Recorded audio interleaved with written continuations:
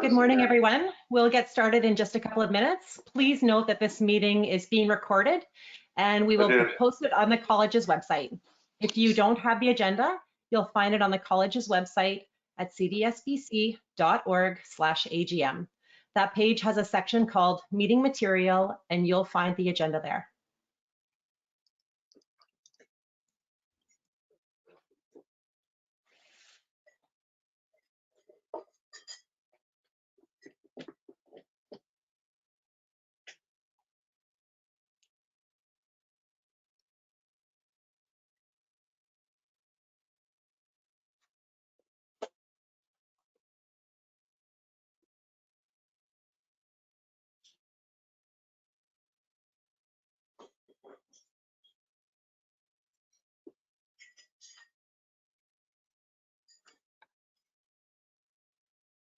Hello, everyone. Thank you for joining us for the CDSBC's annual meeting.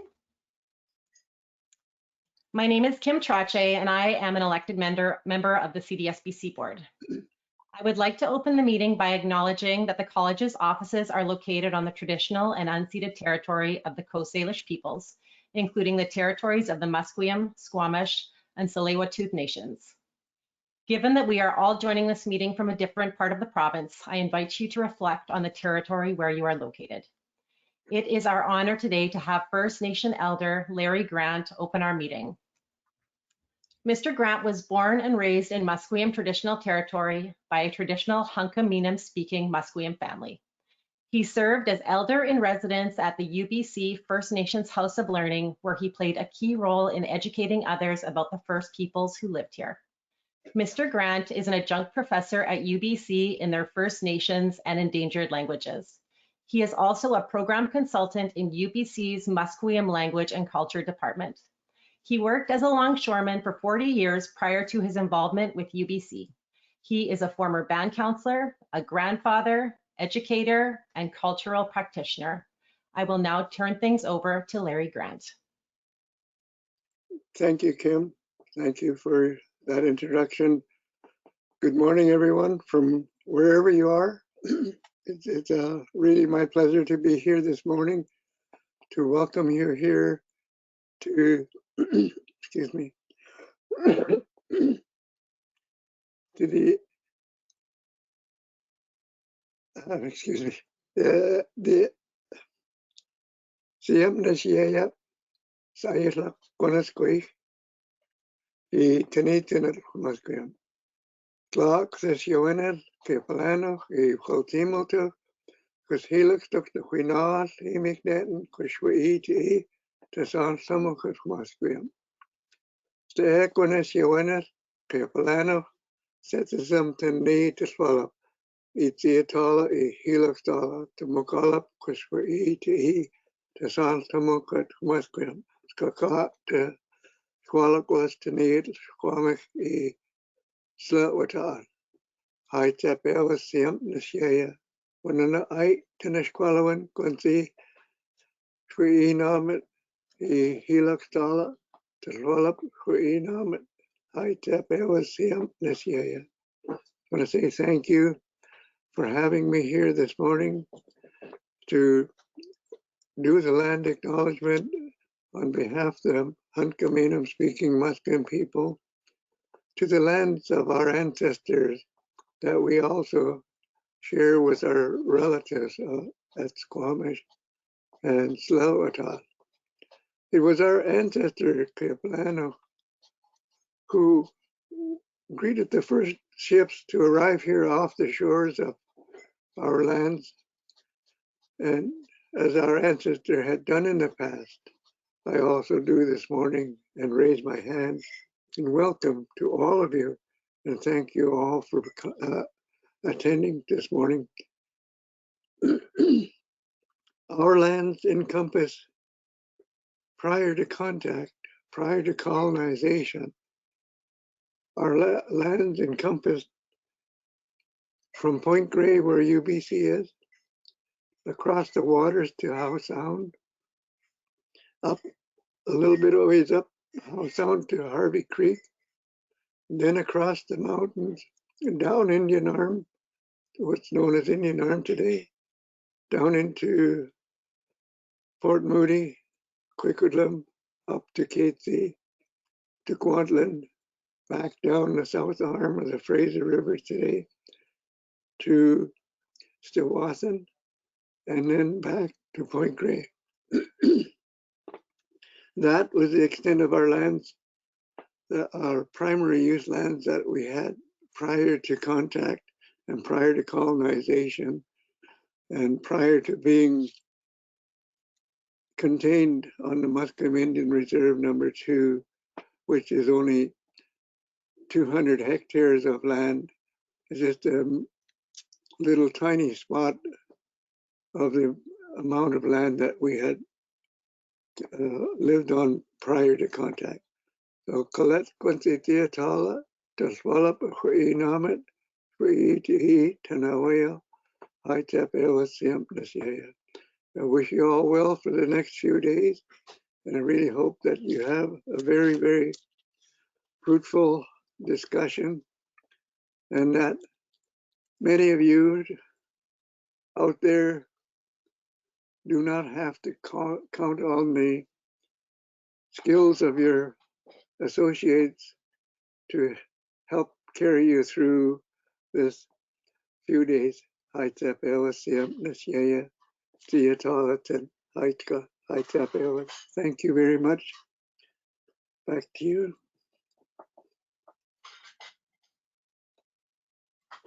Thank you very much, Larry Heichka.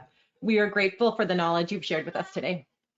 I would now like to introduce Mr. Carl Roy, Board Chair of the College of Dental Surgeons of BC, to extend a warm welcome on behalf of the Board of CDSBC. Carl is the former president and CEO of the Provincial Health Services Authority. He brings more than 4 decades of experience in the health sector and has worked with multiple regulatory bodies throughout his career. Carl has served in leadership roles in healthcare in BC, Alberta, and Ontario, and is known for his ability to drive the types of change in thinking and practice that deliver better health outcomes for the public. Carl?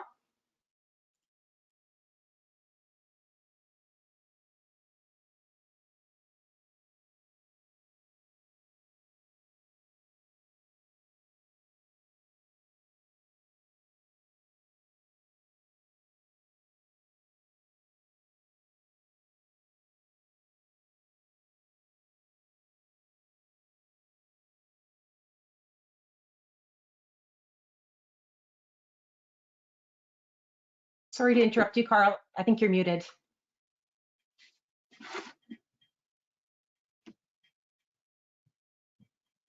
Hi. So did anybody hear anything? Kim? I didn't, but I hear you now. All right, so let me just begin then. Thanks very much, Kim, for that introduction. On behalf of the board of the college, I would like to welcome each and every one of you today. Our board is made up of 12 individuals. Half are professional members elected by registrants, and half are public members appointed by the Minister of Health. And the members of our board this past year include Dr. Alexander Hurd, Heather Davidson, Diane Doyle, Barb Hambley, Kathy Larson, Mike Mello, Sabina Retzik, Shirley Ross, Lynn Stevenson, Kim Trache, and Richard Welchuk. We're very pleased to have such a strong turnout to our annual meeting today. Joining us at the meeting are members of the public, members of our committees, and members of the dental professions we regulate.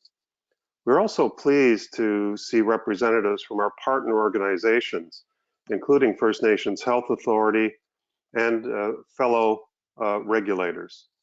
This includes the regulators who will potentially be our amalgamation partners, the College of Dental Hygienists of BC, the College of Denturists of BC, and the College of Dental Technicians of BC. We're also joined today by representatives from 2 professional associations, Certified Dental Assistants of BC and the British Columbia Dental Association. So welcome to all of you, and thank you for taking the time out of your day to attend our annual meeting. When we distributed the invitation to attend this annual meeting, we also invited you to submit questions for consideration. Before I turn things back to Kim, I think it's appropriate to share some of the responses we received and why some individual comments and questions will not be addressed here today. Back in 2018, the Minister of Health publicly stepped in and ordered an inquiry into CDSBC to be conducted by regulatory expert Harry Katon. This was in large part due to concerns about governance, which is the board's exclusive purview.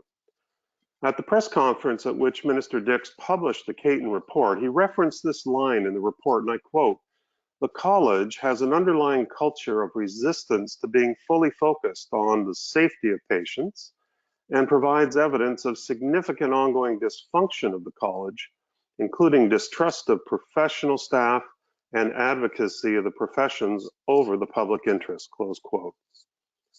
So much has changed since Mr. Katon's report was published in the spring of last year, and I cannot emphasize enough how much the board and staff have worked to restore confidence in us as a regulator.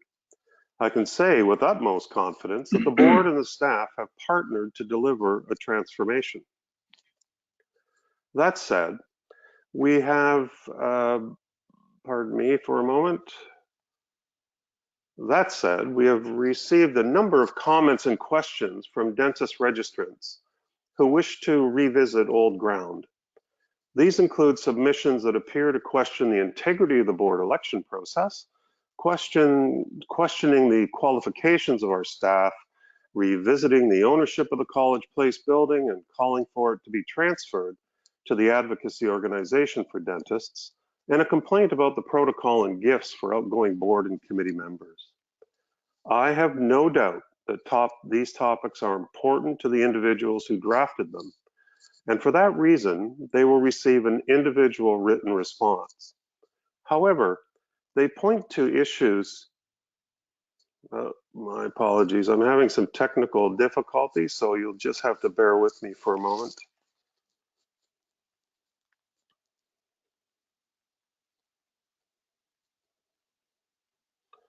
Almost there.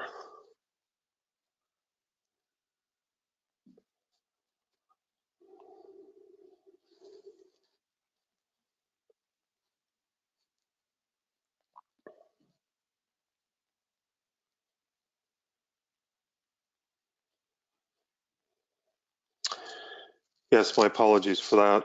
I have no doubt that these topics are important to the individuals who drafted them. And for that reason, they will receive an individual written response. However, they point to the issues of the past that prompted the minister to intervene, and they have nothing to do with the college's mandate. For this reason, we will not be addressing topics such as these in this forum. We wish to reserve our question period to address questions about the content of the verbal reports that will be provided and about the activities and performance of the college as outlined in the annual report. And I know I can count on your understanding as we place this limit on our question period today. And so with that, we can now move on to the next agenda item. Kim? Thank you, Carl. So as a reminder, the meeting material for today, which includes links to the agenda and annual report, as well as the minutes of the 2019 annual meeting, are available on the college's website at www.cdsbc.org/AGM. Thank you everyone who submitted questions in advance of the meeting. If you have questions throughout today's presentation, we invite you to submit them via the question function on your screen.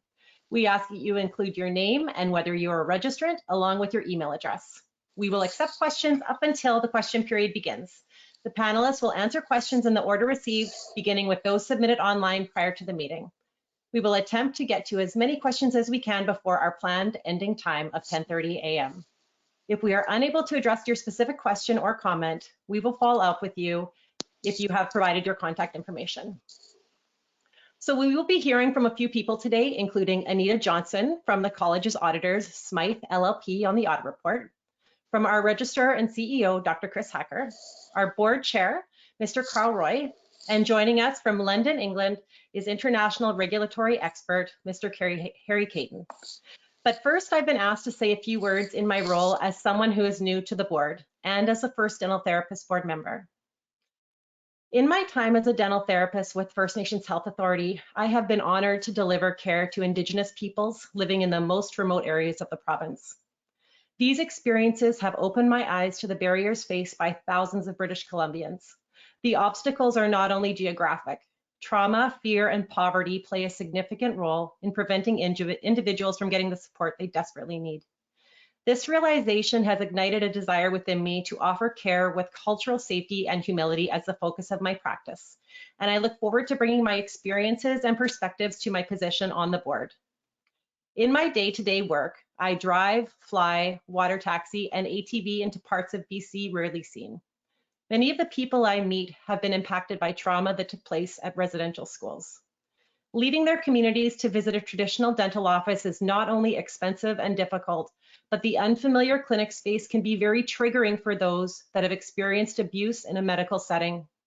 By bringing services into the community, into health units that they visit daily, to socialize, have community dinners, and connect, we are able to deliver care in a place that is familiar and comfortable. We can arrange to customize care in whatever way the patient needs. Some of the ways I bring cultural safety and humility to my work is by reaching out to no-show patients with kindness and compassion and asking them if they are okay. By advocating for people when they don't have the confidence to advocate for themselves.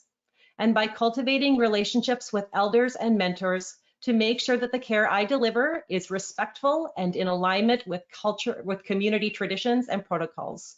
Dental therapy truly is a relationship-based practice. And this isn't to say that there isn't a large clinical component, because there is. We offer basic services, including restorations, extractions, and hygiene care. We facilitate referrals and arrange patient travel, all while working in partnership with a supervising dentist. However, there is so much more. We are relationship builders, advocates, and confidants. I've had the privilege of attending community dinners, cultural activities, weddings, and funerals. On one remote trip, I stayed late to accommodate an elder who wanted her teeth cleaned. After the appointment, I walked her home and she invited me to stay for dinner. We sat at her kitchen table, sharing cans of chunky soup, and talked for hours about our families, the history of the village, and she shared many teachings about culture and tradition.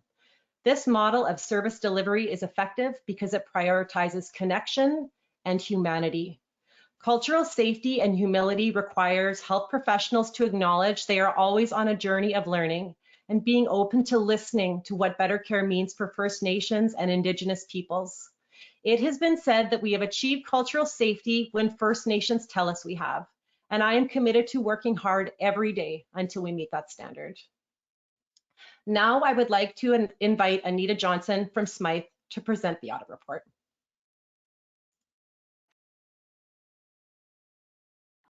Thank you, Kim. Good morning, everyone. I'm pleased to present our independent auditor's report to you today, and I will go over the main sections of the report. Our report does have 4 sections, and the first one is the opinion section, which is probably the most important to everyone. And this section does highlight what the individual statements are that we are reporting on, and also provides our opinion, which was a clean audit opinion, reporting that the consolidated financial statements do present fairly in all material respects in accordance with Canadian accounting standards for not-for-profit organizations. And we provided our opinion on June 10th of this year.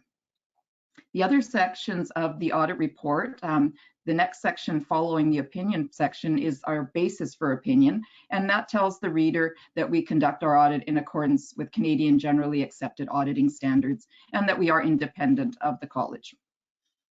The third section outlines the responsibilities of both management and those charged with governance for the consolidated financial statements. So management is responsible for the preparation and fair presentation of the financial statements in accordance with the accounting standards for not-for-profit organizations and for the internal control that is required to enable the preparation of the financial statements. And those charged with governance, they are responsible for overseeing the financial reporting process. The next part of our audit report is our responsibilities for the audit. And there are several sections there that outline what our responsibilities are with respect to internal control, evaluating accounting policies, concluding on management's judgments and estimates, and evaluating the overall presentation and structure of the financial statements. Thank you.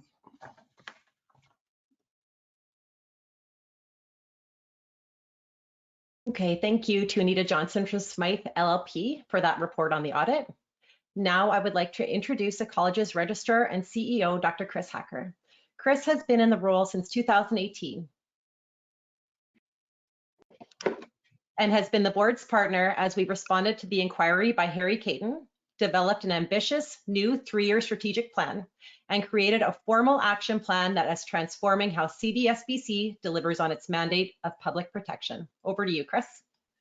Thanks so much, Kim. Good morning, everybody.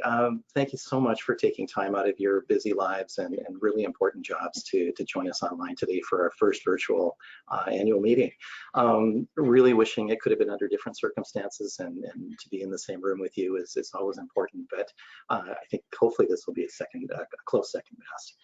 I'd like to start by thanking Musqueam Elder Larry Grant for his opening address. And I think following Larry's and Kim's really impactful comments that you just heard, it quickly becomes clear it's imperative we weave our declaration of commitment to cultural safety and humility, which at its core is about reconciliation, into all of our day-to-day operations.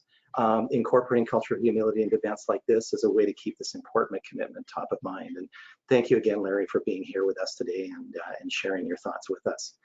I know that Kim and Carl have already extended warm welcomes, but I'd like to again add mine.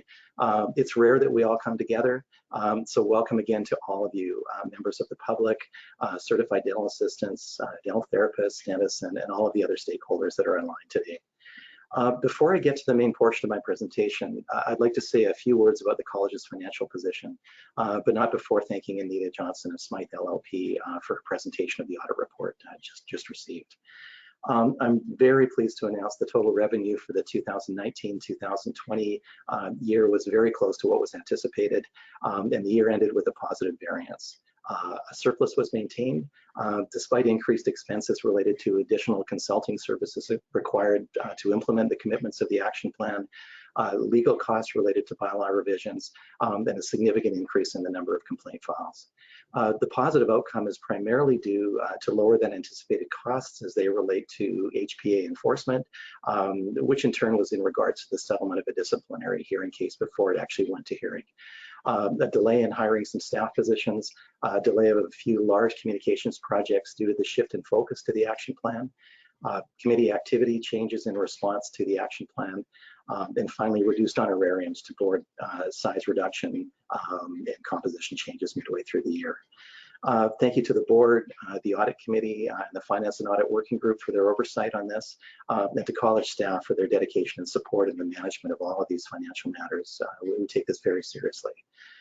If you're interested in seeing more detail regarding this, both the audited financials and additional detail related to how CDSBC's expenses are allocated are included in our annual report, and I believe Kim has provided links to that at the beginning of the meeting. Technically speaking, the year we're here to review today ended on February 29th, 2020. But I don't think we can look back on this period with a hard stop when the books closed on the 2019-2020 fiscal year. I'd be remiss if I didn't acknowledge the new reality that we all woke up to in middle March. All of us, the public, our patients, oral healthcare providers of all registering classes, all British Columbians and Canadians and beyond have felt the impacts of the COVID-19 pandemic. All of us have done our best to adjust to the ever-changing landscape over these past 6 months. Some days feel hopeful, I think, as we watch BC's curve flatten in response to our combined efforts to contain the spread of COVID-19. Other days less so, as we feel the loss of our normal way of life and the uncertainty that stretches out ahead of us. It's hard not to get bogged down in wondering how and when this will all resolve. Of course, I'm not standing here with any answers. What I can tell you is that through this difficult time, it's been unbelievably heartening to watch as all oral healthcare providers have risen to the challenge. Our registrants have made unprecedented changes to their practice in order to provide the care British Columbians rely on. And it has been and remains our priority and privilege to provide guidance that ensures staff and patients remain safe. The resilience demonstrated by all is remarkable and inspiring. In the face of this uncertainty, many of you put up your hands to ask how you could help. Many of you early on selflessly indicated a willingness to give up everything from gloves to ventilators if you were called upon to do so. Others submitted ideas as to how we could stop the spread of the virus while still providing care for your patients. It's been my honor to be united with you all through our shared obligations to each other and to the patients and the public of BC. So why are we here today? We're here today to demonstrate, I think, how we are keeping our promise to protect patients and the public. As a regular, that is what it comes down to always. We've never felt that mandate more acutely than we have in recent months, when health and safety are at the top of everyone's minds. One of the ways a regulator promotes public safety is by supporting professionalism.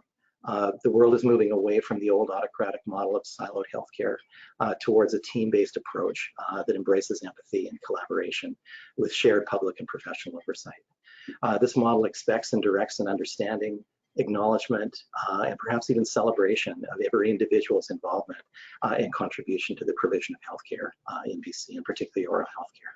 And this includes all of us, CDAs, dental therapists, dental hygienists, dental technicians, denturists, and dentists. CDSBC supports the move to a more modern team-based model of care. Staying attuned to the difficulties that all oral healthcare providers face in practice is a part of being an effective regulator.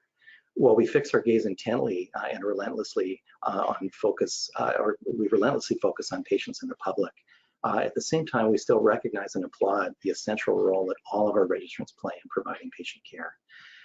If you'll permit me now to turn my attention backwards, you'll remember that when we last met in June, the publication of the government's review of CDSBC by Harry Katon wasn't far behind us, having come out a little over 2 months before in April of 2019.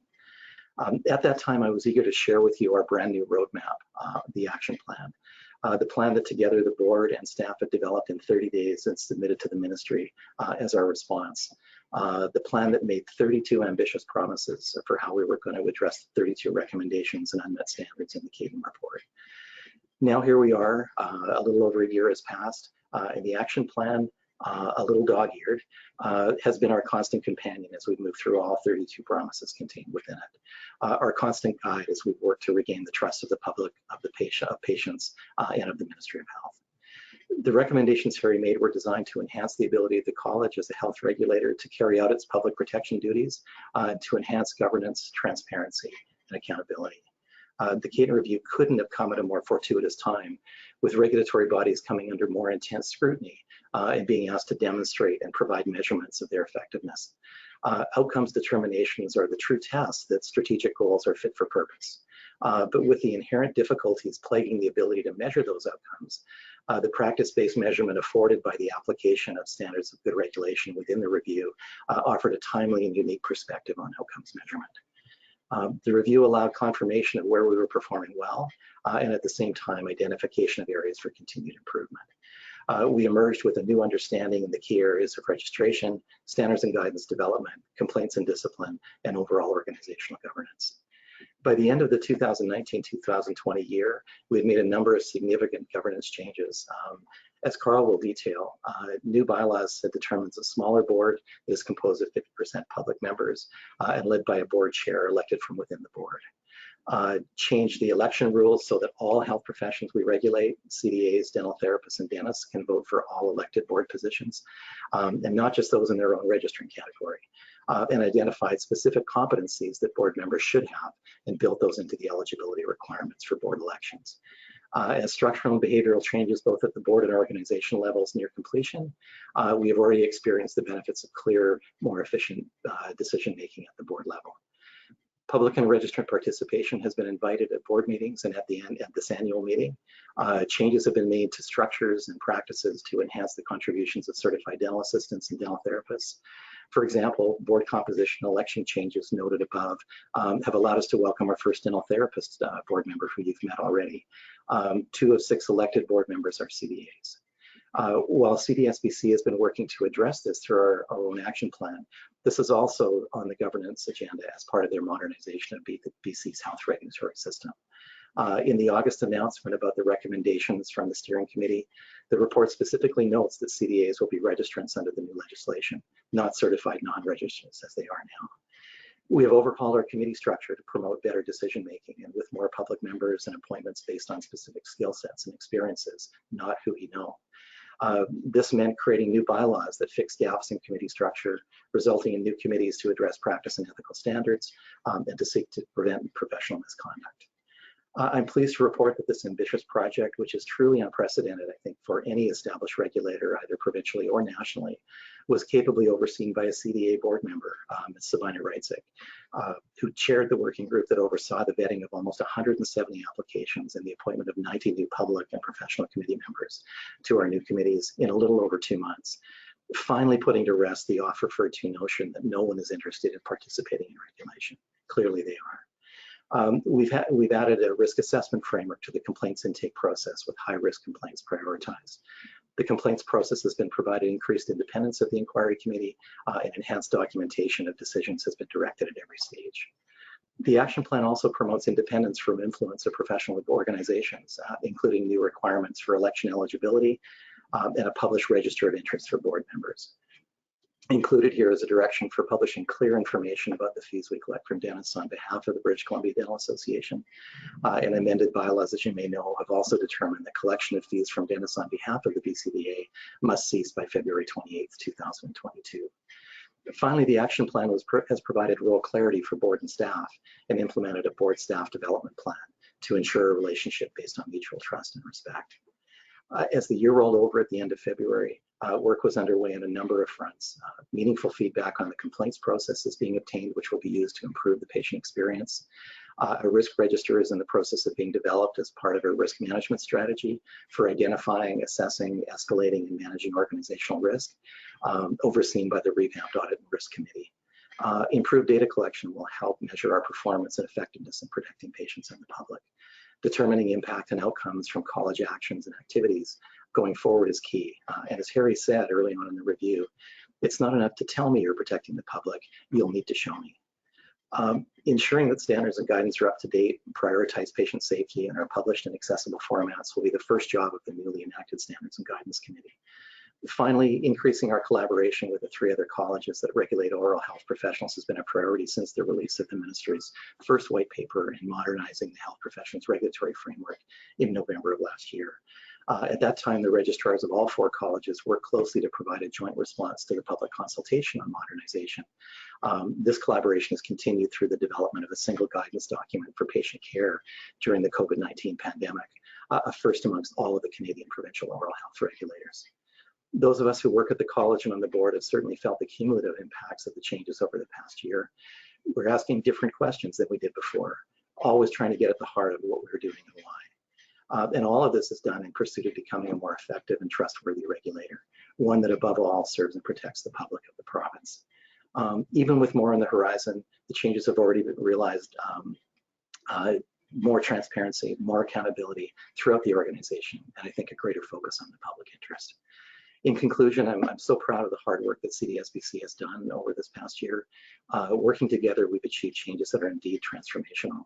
But we couldn't have done this without the buy-in and support of all of the professionals we regulate and all of the people in this room, and the support and enthusiasm that both public and registrant members bring to the board and our committees. Now that I've reported to you on the journey of where we've been and the groundwork we've laid in pursuit of becoming a leading modern regulator, I'd like to hand things back to Kim and then over to our board chair to talk more about where we are and where we're going. Thanks, Kim. Thank you, Chris. So our next speaker is board chair, Mr. Carl Roy. Carl?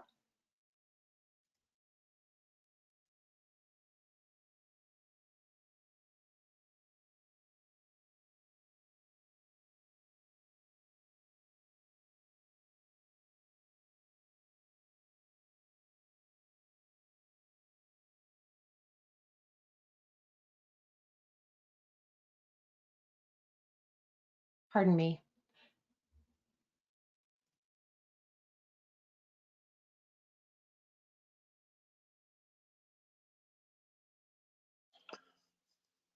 How's that?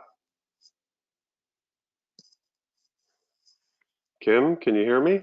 I can hear you, but I can't see you, Carl. Okay, let's try this. There we go. We got you. Very sorry about that. Well, anyway, thank you very much, Kim, once again. And it's a real privilege to address you today on behalf of the Board of Directors of the College. This has been an unprecedented year of challenge and change, and I've been struck by the resolve and resilience of everyone, the board, staff, and committees, to seize the opportunity to be a best-in-class regulator. I do not make that statement lightly, and I'll explain why. Approximately a year and a half ago, this board was given a directive by the health minister to immediately make a specific set of improvements in order to reset our focus on patients and the public. And I can tell you, we've done exactly that. Our transformation began with governance. Now, governance is how we as an organization make decisions, and we needed effective governance in order to achieve the college's goals, to ensure our resources are used efficiently, and to ensure the board uses its expertise to provide the oversight and direction to our professional staff to do the work of regulating in the public interest. In Harry Katon's review of CDSBC last year, governance was one of the areas identified as needing improvement. Over the course of the past year and a half, we have done just that, and some of these have been touched upon by Chris, but I'll run through them quickly. We did create a smaller board that's composed of 50% public members. We moved away from having a president elected by registrants to having the board elect its own chair. We changed the election rules so that all health professions we regulate could vote for all elected board positions. We identified specific competencies that board members should have and built those into the eligibility requirements for board elections. And we've promoted regulatory independence from influence of professional organizations. To improve transparency and reduce the likelihood of conflicts of interest, we published a register of interest for board members. And this is updated regularly as circumstances for individual board members change. These changes are in keeping with the best practices in regulation because they promote a focus on the public interest rather than professional interest. We've also worked to achieve role clarity for the board and the staff and implemented a development plan that optimizes our relationships based on mutual trust and respect. The governance system we now have is set up to foster the achievement of the college's goals. Management is empowered and has a clear direction, and there are more than 100 members of the profession and the public working side by side on our board and at the committee level to carry out the college's legislative mandate. I should acknowledge here that the nature of these changes required tremendous effort and commitment from many people, and we were assisted in our efforts by the public and elected board members who chose to step down in order to help the college achieve the minister's directive to become a smaller and effective board. The Minister of Health provided clear direction and ensured that the staff team and the ministry were available to assist us with the necessary bylaw changes. And these were expedited and I think led the way around how quickly changes of this nature can be made. Of course, our own staff, led by our registrar and CEO, supported the board by implementing the many decision points that ultimately served to enhance our governance and regulatory performance. Those are a few of the highlights from the board's perspective. Now, annual meetings most often focus on the accomplishments and events of the year that's behind us. This year, however, there is also quite a bit to look ahead to, and this meeting provides an opportunity to provide current information that will affect our work over the next year. Just last month, the Minister of Health, I guess Galiano the island has to update its technology. Last month, the Minister of Health announced the final recommendations from an all-party steering committee focused on modernizing the health regulatory system in BC. Now, the concept of regulatory reform is not new to our college. Dentistry has been regulated in this province for over 100 years and has evolved throughout that time in keeping with changing expectations of registrants, government, and the public. Now we are moving from a period of intense change for our college to a period of accelerated transformation for all colleges in BC. The proposed changes to the regulatory framework are designed to improve efficiency and effectiveness and improve transparency and accountability to the public. All these things will improve patient safety and public protection. There are 6 main themes confirmed by the steering committee. And the first, as Chris mentioned, is Indigenous cultural safety and humility. And I'm going to take a moment to define these terms.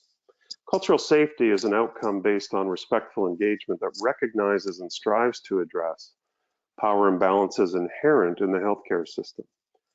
It results in an environment free of racism and discrimination, where people feel safe when receiving and evaluating their healthcare.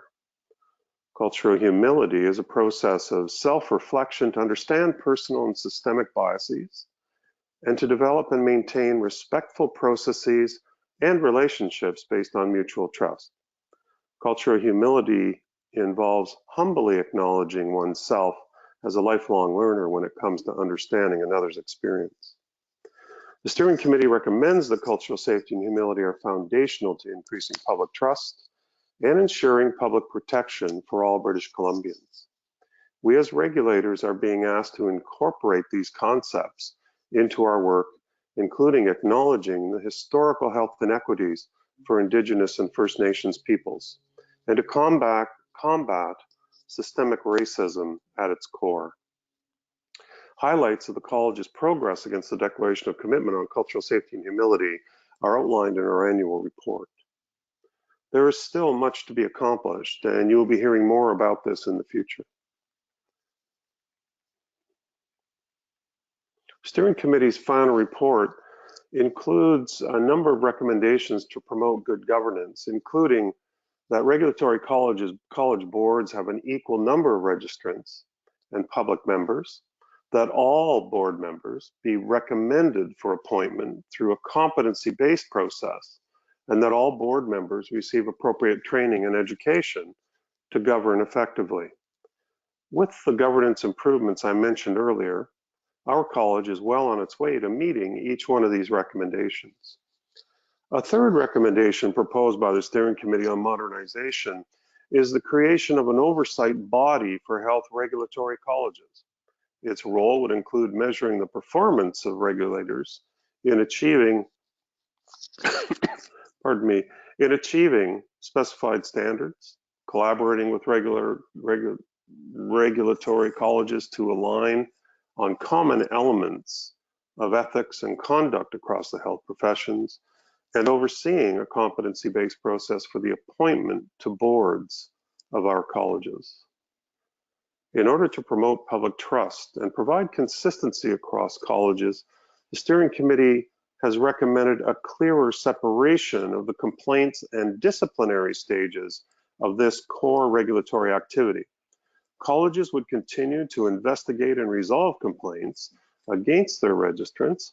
However, those complaints that result in disciplinary proceedings would be referred to an independent process. Another proposed change to modernize regulation deals with transparency of complaint investigations. The legislation as currently written requires that, with very few exceptions, outcomes of complaint investigations are confidential. The Steering Committee has recommended that agreements made by registrants to take action to improve their practice would be made public and done so in a consistent manner. The final major piece in the Steering Committee's recommendations is a reduction in the number of health regulators in BC. With 2 amalgamations taking place last week, there are now 18 health colleges. The recommendation is to reduce that to 6. This would see the amalgamation of the 4 colleges that regulate dental professionals coming together to form a new college of oral health professionals. The new regulator would oversee all 6 health professions: certified dental assistants, dental hygienists, dental technicians, dental therapists, dentists, and denturists. The amalgamation partners, the colleges of dental hygienists, denturists, dental technicians, and dental surgeons, are in agreement that having a single regulator for all health professions will benefit the public. It will promote team-based dental care and provide a single point of contact for patients, the public, and registrants alike. Over the past number of months, the 4 oral colleges have strengthened collaborative efforts, as Chris identified, in a number of areas.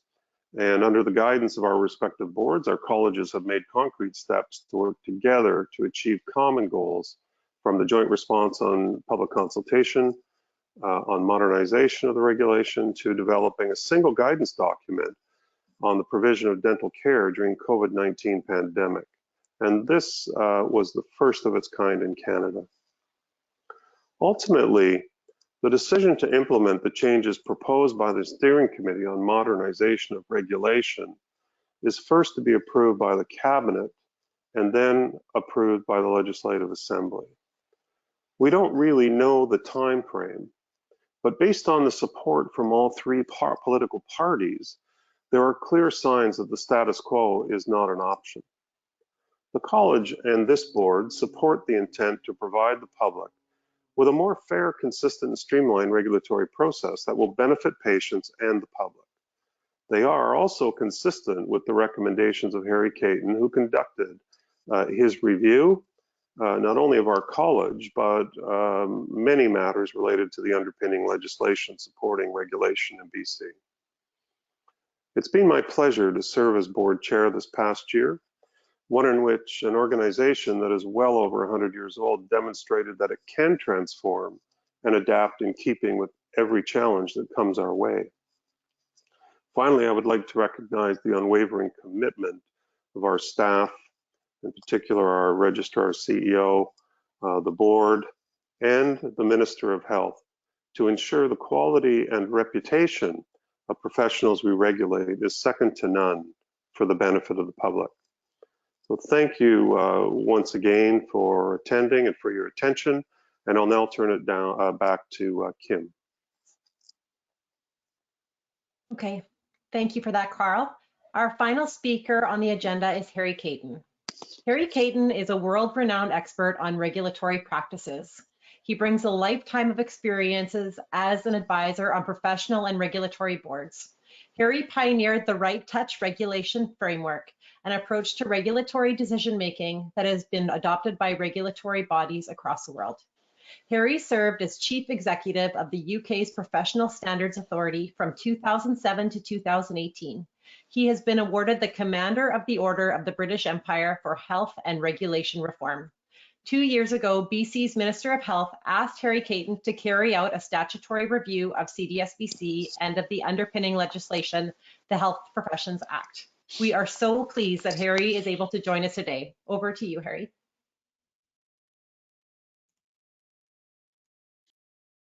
Well, thank you, Kim, and good morning to everyone, and hello to old friends and colleagues and perhaps sparring partners. It's a huge pleasure for me at this annual general meeting to be able to mark the extraordinary journey that the CDSBC has been on since I first met members of the board and staff and many others in the summer of 2018. The changes that the college has made during the last 2 years are not down to me or my report, but to all of you, to a loyal and courageous staff team, to hardworking and selfless board members, to support from dentists, CDAs, and the wider oral health community, and of course, to the leadership of your CEO, Chris Hacker, and the experience and wisdom of your chair, Carl Roy. And for a few minutes, I'm going to reflect on some of the themes that Chris and Carl have already touched on in their reports. Over several years, I've assessed and reported on the performance of many regulatory bodies, many better and a few worse than I found the CDSBC to be.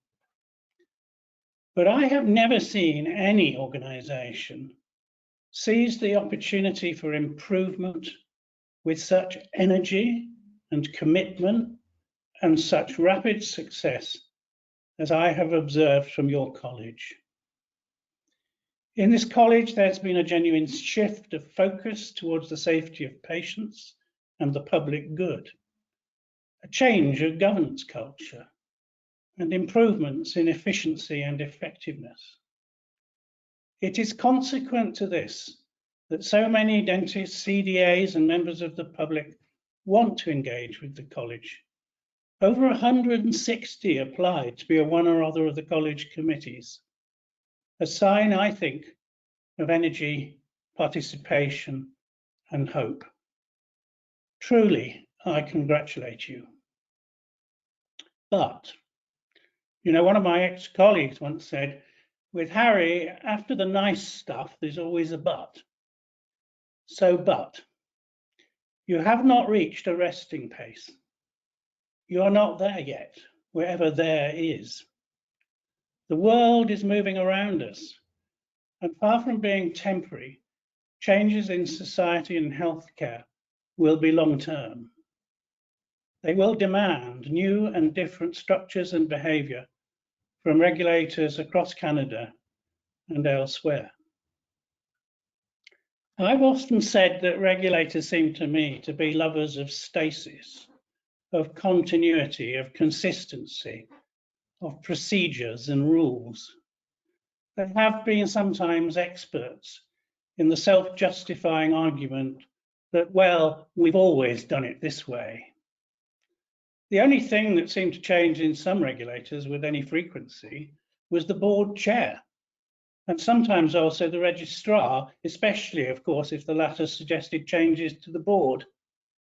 My observation was that in the past, this college had registrars rather like the wives of Henry VIII. Divorced, beheaded, died, divorced, beheaded, survived.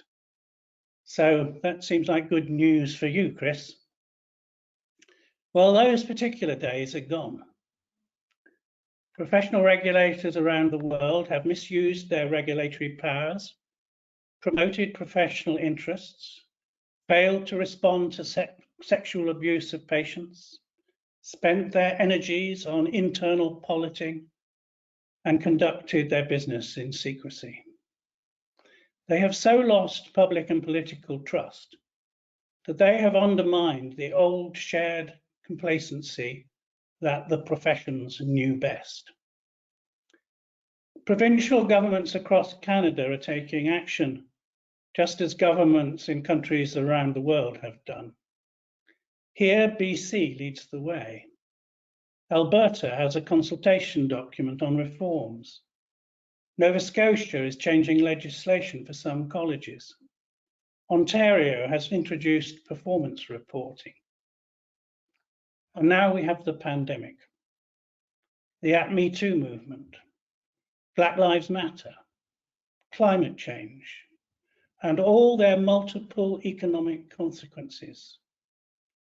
Together, they are blowing up a storm, which is already changing the ways in which we all live and work. There is no going back. I'm not a weather forecaster, merely an observer from my own limited viewpoint.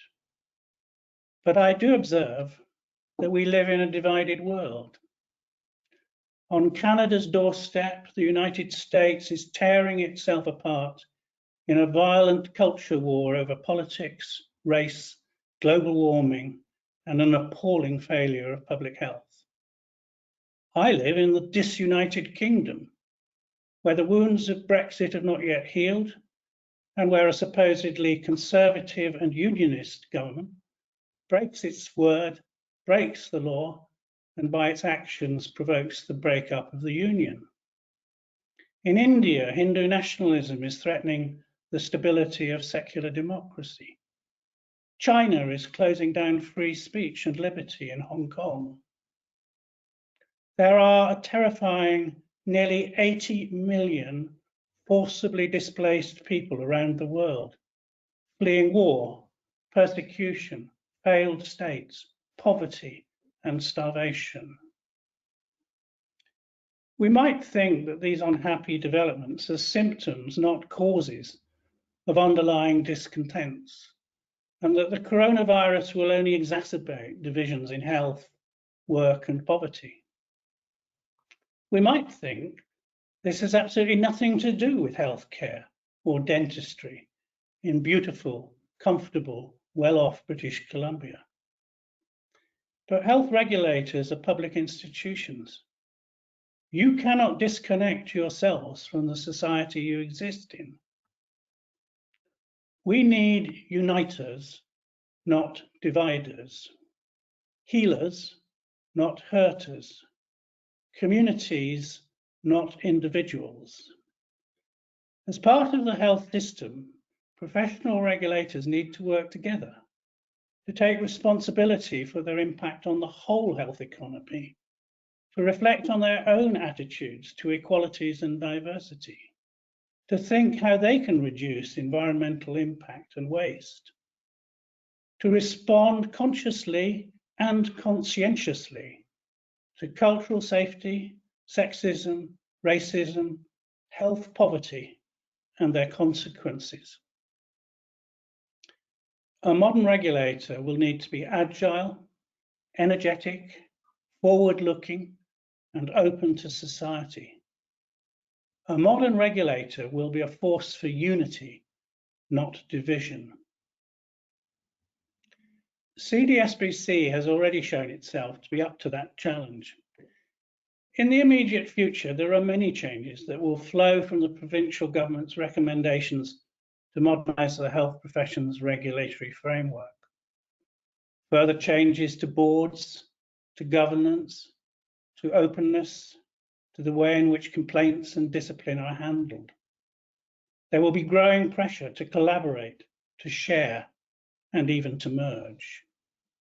I like to hope that we will move to regulating communities of health professionals, not just individuals.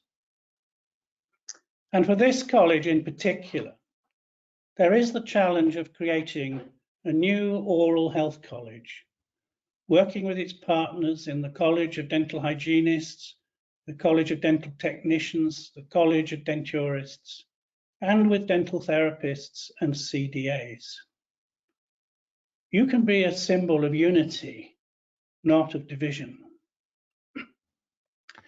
These new ways of organising professional regulation will be painful for individuals, difficult for professional pride, complex to deliver, but they have the potential to bring real benefits to the public and also real benefits to registrants. Modernising the provincial health professions regulatory framework will open up new opportunities to serve the public and promote the health, safety and well-being of the citizens of British Columbia.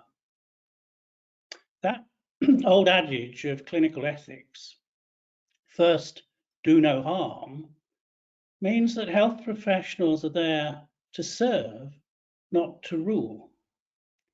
Confidence in what you have to offer to the team should be matched with humility about what you have to learn from others. And in creating a team-based oral health college, I believe you will be leading the way, both improving healthcare for BC citizens and also delivering better professional regulation across Canada. And you'll be doing so in a time of great challenge and difficulty across societies around the world as we respond to the enormous changes that are coming about in our culture, in the environment, and in healthcare. So at this annual general meeting, celebrate the renewal of this college. Celebrate all the thinking, planning, and hard work, personal stress and anxiety, and resilience that got you here. But recognize that professional regulation is no longer anchored comfortably in a quiet backwater, but is setting sail into wild seas and maybe a stormy future. I believe your boat is well crewed and well equipped for the journey.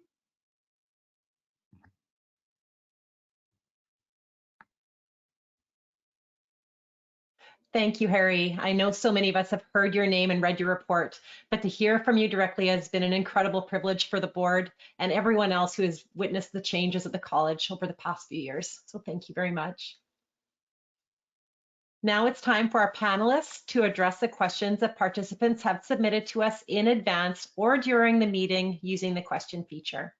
The questions will be moderated by Nancy Crosby, who is the manager of the CEO's office. Nancy?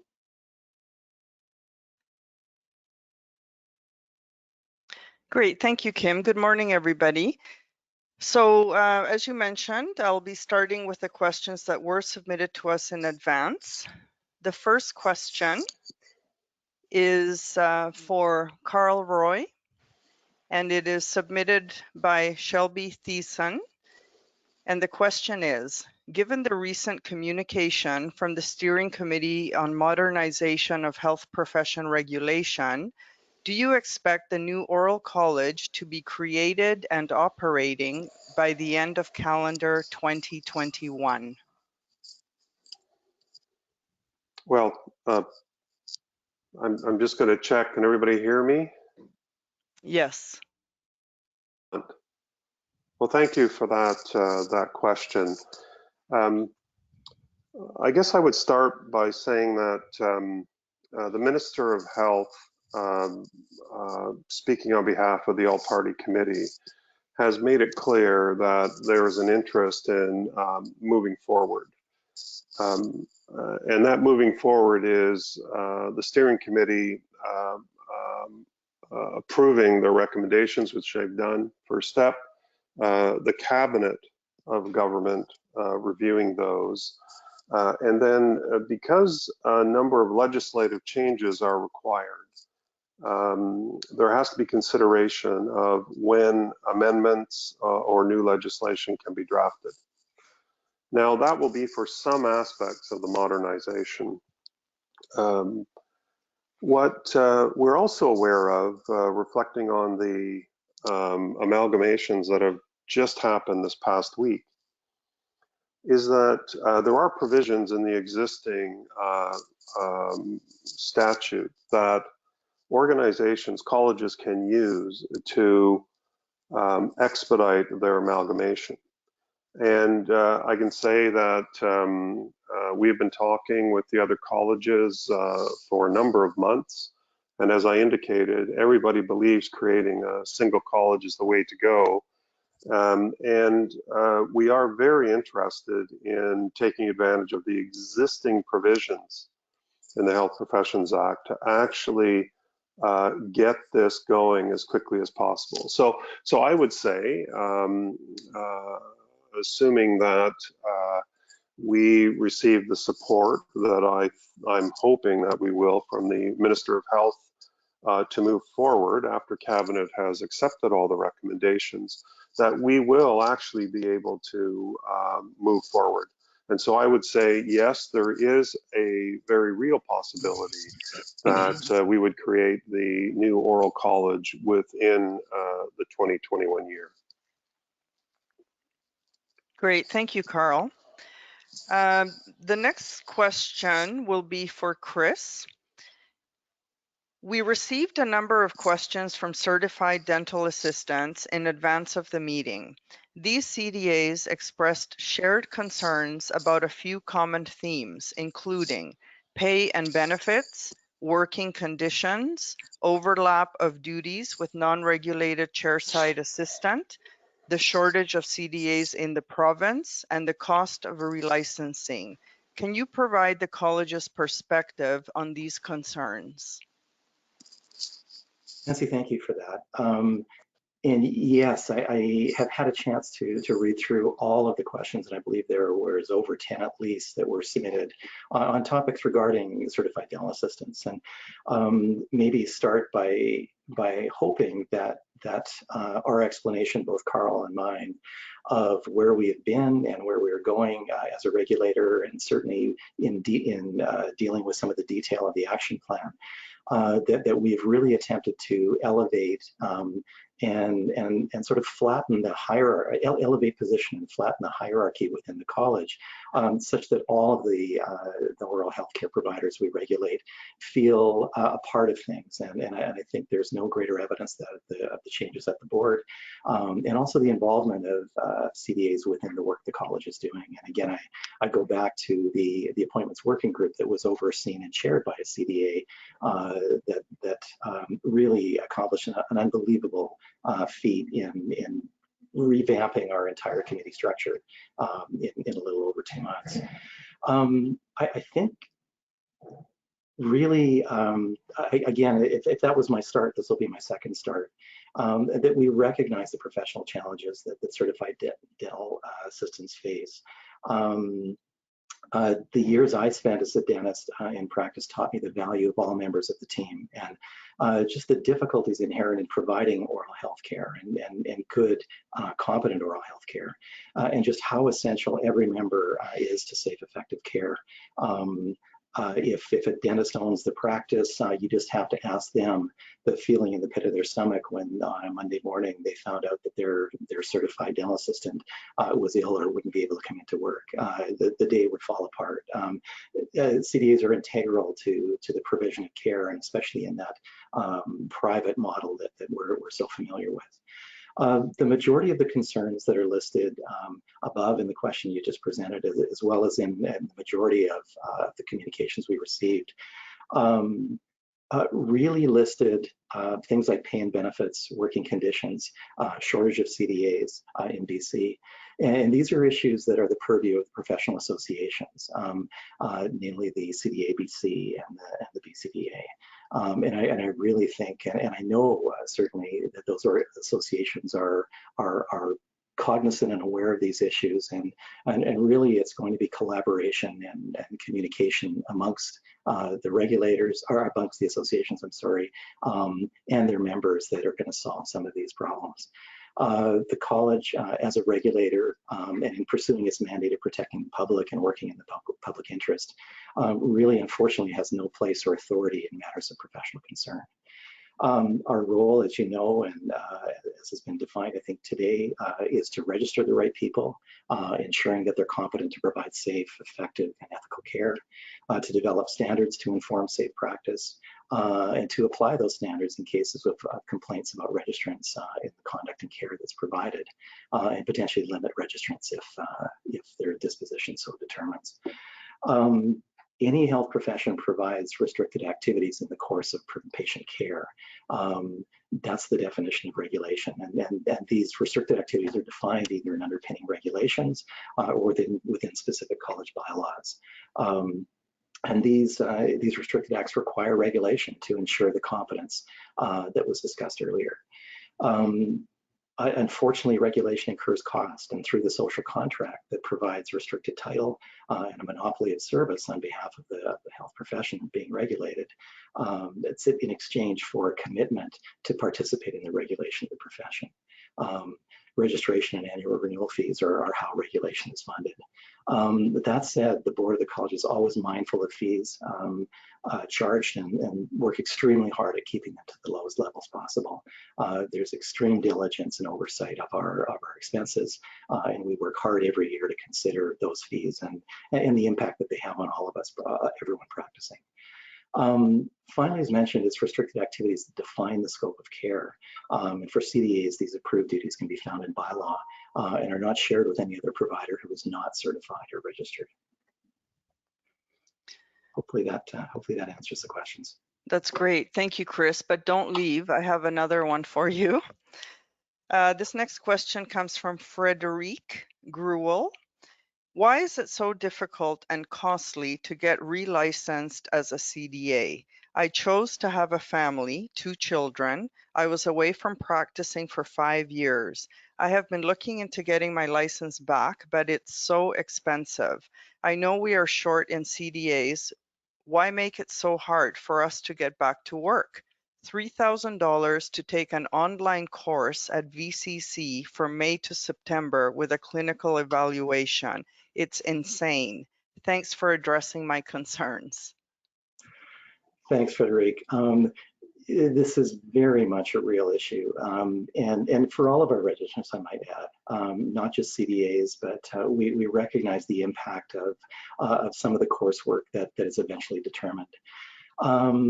I think both unexpected and planned leave from practice is a part of the reality of all regulated healthcare professionals, and something that many will face over their careers, and especially women who are always faced with that difficult decision about how to have kids, how to raise kids, how to be there, and how to enjoy them. As a male and someone who practiced in BC for 35 years, we've raised 2 great kids, and I've had the privilege of never missing a day of work because of that, and that's not fair. So please understand, number one, that we work hard and are working hard on this. But it is part of the regulator's responsibility to ensure that the public knows that that person providing that care, that registrant, is safe. And they're ensured of that by understanding through us that there's been successful completion of an accredited educational program, and there are also ongoing determinations of competence through continuous practice and career-long learning. All of our registrars are never tested again once they take those entry-level examinations that again ensure and confirm their accredited education. And so we rely on what's called the Quality Assurance Program, this combination of continuing education credits and continuous practice hours. When extended leave is required, either intentionally or otherwise, we as a college have to determine that the returning professional is competent and safe to practice. The longer the time away, the more rigorous the need for competency gap identification, assessment, and remediation. Having said this, our registration committee is extremely alive to the costs and time associated with return to practice strategies. Rasheen and her committee have worked extremely hard at providing options and alternatives that reduce obstacles that can impede a timely return. But I think most importantly, I can assure you and Frederic, you as well, that each case is considered individually with the unique situations and resulting in unique solutions are sought to try to balance the need to determine safety with the cost of remediation. And I think, not to be impertinent, but with respect to your 2 kids, I'm not sure you would be comfortable sending them to a health professional who you knew had been out of work for 5 years and had not practiced during that time. We don't know that returning oral healthcare professionals are not competent. We just don't know that they are. And so we need some form of gap assessment. And I think the idea of having to go back and take a course or refresher course again is one option. But I think also be reassured that our registration committee that is now overseeing certification as well will be looking hard at these and trying to provide more solutions and options for patients, understanding that some of the issues that are faced are protected characteristics under the Human Rights Act, and we need to be alive and aware, and we can't be providing obstacles or creating obstacles that would prevent someone with these characteristics from being discriminated against in a process. So I think 2 things. One, we have to do our job. We have to make sure that everybody providing care in the province is competent. But on the other hand, we are increasing our empathy towards this and increasing options. And I would encourage you, if this is the position you're in now, to reapply for reinstatement, and the committee will have a look and determine a pathway back for you. Thanks, Nancy. I think that's it. Yeah, great. Thank you, Chris. I have a question that's come in for Harry Katon. So if Harry could come online, I will read out the question. Hi, Harry. This question comes from Michael Curry. The question is, Mr. Katon, I note one of your recommendations is that all disciplinary actions be published. In the past, registrants were motivated to enter into voluntary undertakings, partially by the fact that these voluntary undertakings were less publicized than a formal disciplinary decision. If these agreements are publicized, what incentives exist for registrants to settle complaints expeditiously and efficiently? Minimizing legal fees would be the obvious answer, but self-represented registrants are not as sensitive to this, and registrants with some insurers/protective associations have their legal expenses in regulatory matters covered. Well, that's a good, it's a good question. I'm afraid I don't really come at it from the point of view of how much it costs. I come at it from the point of view of the protection of the public and from fairness and transparency in the system. And what in fact I recommended was not that there should be publication of all outcomes, but that once a investigating committee or inquiry committee has determined that there is an issue to be resolved and has offered to make an agreement with the registrant, at that point, if the registrant settles and does agree to remediation, there will not necessarily be publication. This will depend a bit on the decisions that the government makes in terms of its changes to the HPA. My concern was, however, that people were still going through highly expensive legal processes, as you describe, and then reaching the door of the tribunal and agreeing to the same consent order which had been offered to them months previously. And the college was incurring huge costs in those circumstances. And actually, other dentists are always paying for that. I also believe the public has a right to know. I don't want to go to a health professional who has restrictions on their practice and not know what those restrictions are. And I think it's absolutely, you can't give informed consent as a patient if you don't know what your health professional is capable of doing.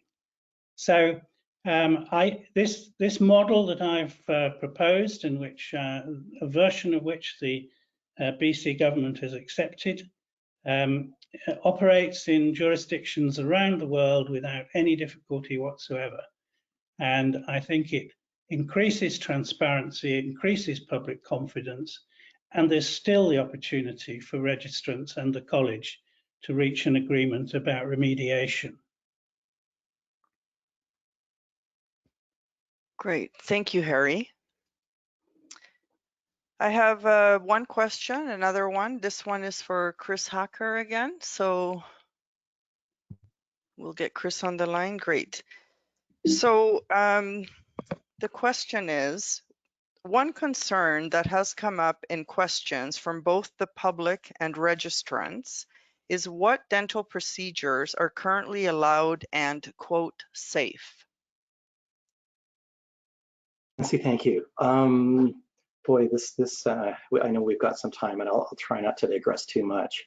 I think what everybody has to realize is that at no time was dental care in any way limited throughout the pandemic. And I go back all the way to those days of mid-March when things were changing rapidly, and my phone started ringing at 5 in the morning and didn't stop until 10 at night about how we were going to manage this. And it's always interesting that when circumstances become exceptional, how everyone's approaches change, and really there was a lot of cry about the regulator telling dentists and CDAs and dental therapists what to do, which is not the norm.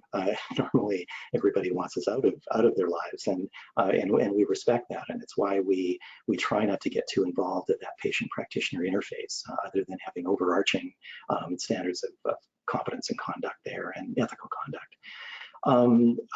We, as a provincial regulator, work with our provincial health authority, the Ministry of Health, through the Provincial Health Officer and the Office of the Provincial Health Officer, and organizations like BC CDC and PICNET and WorkSafe BC. And it's these authoritative sources that we rely on our direction, and you just had to look across Canada to see a number of different approaches to healthcare in general and to dentistry in particular. Bonnie Henry, as the Provincial Health Officer and in charge of the Office of the Provincial Health Officer, was fairly conservative in her approach, and I think it's proving out as we can look back on some of the early numbers coming in that it was the right approach. And that approach was not to limit anything, but it was to recommend that non-essential care be reduced to minimal levels. But really, it was always all about risk, and that care could be provided based on the context of the patient, the circumstances in the community, the professional experience and opinion of the practitioner, all informed by an assessment of the negative health outcomes that might come from this patient not receiving care. And so in phase one of the pandemic, or phase one of the government's response to pandemic, which is really defined as high incidence and high prevalence of the disease in the community, and at that time uncontrolled spread within the community, the risk was higher from leaving homes. And that's always been the overarching philosophy and approach, is that it's safer to stay home, period, and it still is. But as incidence and prevalence drop, we can start to accept the risks of going out, because the risks of not going out are also there as well, both on our mental health for sure, but also in our daily lives. We need to buy groceries. We need to seek healthcare generally, and as we're finding, we need to engage our kids again. And the whole move back to school is fraught and it's worrisome, but it's also part of the strategy. So I think getting back to dentistry, at no time were procedures limited. There were simply recommendations from us, and we really as a college don't have any power to limit a practitioner or a regulator or a registrant's practice, except under Part 3 of the Health Professions Act, which is the authority we need to provide limitations once an investigation of a specific registrant is performed. So at no time through this pandemic have we had the ability or the authority to shut down practices, to shut down non-essential care. And I think it moved us into that really uncomfortable decision and discussion around defining non-essential versus essential versus emergent care, and the slippery slope and the blurry lines between those silos or amongst those silos. And recognizing that non-essential care for one patient may be absolutely essential care for another. A broken cusp and a lower molar, we all know in our practices, in one patient that'll drive them crazy and they can't think of anything else. Other patients show up 6 years later with the same broken tooth and promise they'll get on with fixing it sometime. So we know this is all about the context of the patient that they bring. The concept of virtual triage is not new. That you can find that in the heart of our infection prevention control guidelines that are years old now, but part of universal precautions that says you ask every patient, regardless of the existing environmental conditions of disease, are they sick? Are they infectious? And if they are, you triage the problem and try to convince them not to come to the office. If patients arrive infected, there are special precautions for that. And so I think the only real change to care, and it's all predicated on screening patients before they arrive in the office, is if patients do screen for suspected or confirmed COVID, then the protocols change, and all of our registrants are encouraged strongly to either try to defer that care if it can be, or to refer it to an institution or facility that is better able to handle the possibility of a COVID positive patient.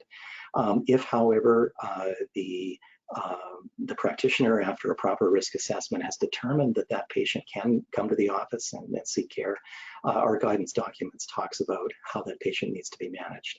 And I think also we're well aware that we're still really uncertain as to the impact of aerosol generating procedures and the use of triple X syringes and ultrasonic cleaning and scalers and turbine handpieces, the impact on viral transmission is still uncertain and unsure. So obviously restricting and limiting those types of procedures is in everyone's best interest, and unless, again, determining risk, the outcome for the patient is compromised if the work is not done. And again, if those procedures are going to be done, extra precautions are brought to play.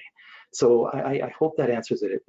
It's hard not to get digressive when we answer this question, but at the end of the day, it's about risk. It's about the practitioner's assessment of that risk and their professional judgment, informed by authoritative opinion that we are more than happy to signpost to make the decisions on behalf of the patient and with the patient, making sure the patient's opinions are also being heard and that they're understanding of the consequences of receiving treatment and not receiving treatment, and that's called informed consent. And I think that overrides everything.